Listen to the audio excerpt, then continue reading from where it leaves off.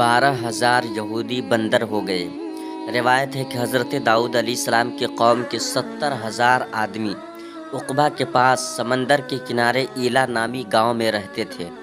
اور یہ لوگ بڑی فراخی اور خوشحالی کی زندگی بسر کرتے تھے۔ اللہ تبارک و تعالیٰ نے ان لوگوں کا اس طرح امتحان لیا کہ سنیچر کے دن مچھلی کا شکار ان لوگوں پر حرام فرما دیا، اور ہفتے کے باقی دنوں میں شکار حلال فرما دیا، مگر اس طرح ان لوگوں کو آزمائش میں مبتلا فرما دیا کہ سنیچر کے دن بے شمار مچھلیاں آتی تھیں اور دوسرے دنوں میں نہیں آتی تھیں۔ تو شیطان نے ان لوگوں کو یہ حیلہ بتا دیا کہ سمندر سے کچھ نالیاں نکال کر خشکی میں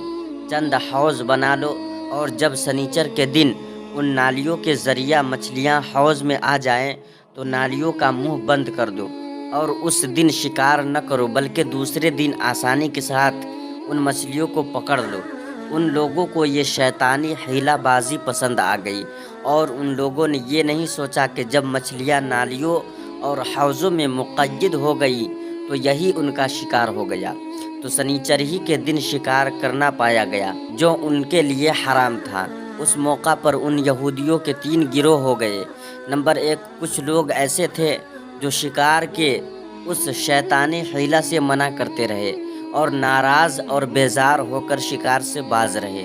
اور نمبر 2، کچھ لوگ اس کام کو دل سے برا جان کر خاموش رہے اور دوسروں کو منع نہ کرتے تھے، بلکہ منع کرنے والوں سے یہ کہتے تھے کہ تم لوگ ایسی قوم کو کیوں نصیحت کرتے ہو جنہیں اللہ تبارک و تعالی ہلاک کرنے والا یا سخت سزا دینے والا ہے۔ اور نمبر 3، کچھ وہ شرکس اور نافرمان لوگ تھے جنہوں نے حکم خداوندی کی اعلانیہ مخالفت کی اور شیطان کے حیلہ بازی کو مان کر سنیچر کے دن شکار کر لیا اور ان مچھلیوں کو کھایا اور بیچا بھی۔ جب نافرمانوں نے منع کرنے کے باوجود شکار کر لیا تو منع کرنے والی جماعت نے کہا کہ اب ہم ان معصیت کاروں سے کوئی میل ملاپ نہ رکھیں گے۔ چنانچہ ان لوگوں نے گاؤں کو تقسیم کر کے درمیان میں ایک دیوار بنا لی اور آمد و رفت کا ایک الگ دروازہ بھی بنا لیا۔ حضرت داؤد علیہ السلام نے غضبناک ہو کر شکار کرنے والوں پر لعنت فرما دی۔ اس کا اثر یہ ہوا کہ ایک دن خطا کاروں میں سے کوئی باہر نہیں نکلا، تو انہیں دیکھنے کے لیے کچھ لوگ دیوار پر چڑھ گئے تو کیا دیکھا کہ وہ سب بندروں کی صورت میں مسخ ہو گئے ہیں۔ اب لوگ ان مجرموں کا دروازہ کھول کر اندر داخل ہوئے تو وہ بندر اپنے رشتہ داروں کو پہچانتے تھے اور ان کے پاس آ کر ان کے کپڑوں کو سونگھتے تھے اور زاروں زار روتے تھے، مگر لوگ ان بندر بن جانے والوں کو نہیں پہچانتے تھے۔ ان بندر بن جانے والوں کی تعداد 12,000 تھی۔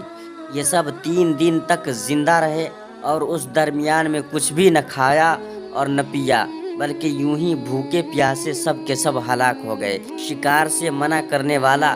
گروہ ہلاکت سے سلامت رہا، اور صحیح قول یہ ہے کہ دل سے برا جان کر خاموش رہنے والوں کو بھی اللہ تبارک و تعالیٰ نے ہلاکت سے بچا لیا۔ اس واقعہ کا ذکر اللہ تبارک و تعالیٰ نے قرآن مجید کی سورہ بقرہ میں ارشاد فرمایا ہے، جس کا ترجمہ یہ ہے، اور بے شک ضرور تمہیں معلوم ہے تم میں کہ وہ جنہوں نے ہفتہ میں سرکشی کی تو ہم نے ان سے فرمایا کہ ہو جاؤ بندر دھتکارے ہوئے۔ اور مفصل واقعہ سورہ اعراف میں ہے، جس کا ترجمہ یہ ہے، اور ان سے حال پوچھو اس بستی کا دریا کے کنارے تھی جب وہ ہفتے کے بارے میں حد سے بڑھتے، جب ہفتے کے دن ان کی مچھلیاں پانی پر تیرتی ان کے سامنے آتی اور جو دن ہفتے کا نہ ہوتا نہ آتی۔ اسی طرح ہم ان کی نافرمانی کی وجہ سے ان کی آزمائش کرتے تھے۔ اور جب ان میں سے ایک گروہ نے کہا کیوں نصیحت کرتے ہو ان لوگوں کو جنہیں اللہ ہلاک کرنے والا ہے یا انہیں سخت عذاب دینے والا، بولے تمہارے رب کے حضور معذرت کو اور شاید انہیں ڈر ہو۔ پھر جب وہ بھلا بیٹھے جو نصیحت انہیں ہوئی تھی ہم نے بچا لیے، وہ جو برائی سے منع کرتے تھے، اور ظالموں کو برے عذاب میں پکڑا بدلہ ان کی نافرمانی کا۔ پھر جب انہوں نے ممانعت کے حکم سے سرکشی کی ہم نے ان سے فرمایا ہو جاؤ بندر دھتکارے ہوئے۔ درس ہدایت معلوم ہوا کہ شیطانی حیلہ بازیوں میں پڑھ کر اللہ تبارک و تعالیٰ کے احکام کی نافرمانیوں کا انجام کتنا برا اور کس قدر خطرناک ہوتا ہے، اور خدا کے نبی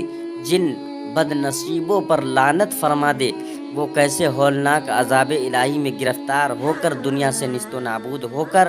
عذاب نار میں گرفتار ہو جاتے ہیں اور دونوں جہان میں ذلیل و خوار ہو جاتے ہیں۔ نعوذ باللہ من۔ اصحاب ایلا کے اس دل ہلا دینے والے واقعہ میں ہر مسلمان کے لیے بہت بڑی عبرتوں اور نصیحتوں کا سامان ہے۔ کاش اس واقعہ سے مسلمانوں کے قلوب میں خوف خداوندی کی لہر پیدا ہو جائے اور اللہ عز و جل اور اس کے رسول صلی اللہ تعالیٰ علیہ وسلم کی نافرمانیوں کی پگڈنڈیوں میں بھٹکنے سے منہ موڑ کر صراط مستقیم کی شاہ راہ پر چل پڑے اور دونوں جہانوں کی سر بلندیوں سے سرفراز ہو کر اعزاز و اکرام کی سلطنت کے تاجدار بن جائے۔ اللہ تبارک و تعالی سے دعا ہے کہ ہمیں اس میں غور و فکر کرنے کی توفیق عطا فرمائے اور صراط مستقیم پر چلنے کی توفیق عطا فرمائے۔ آمین ثم آمین۔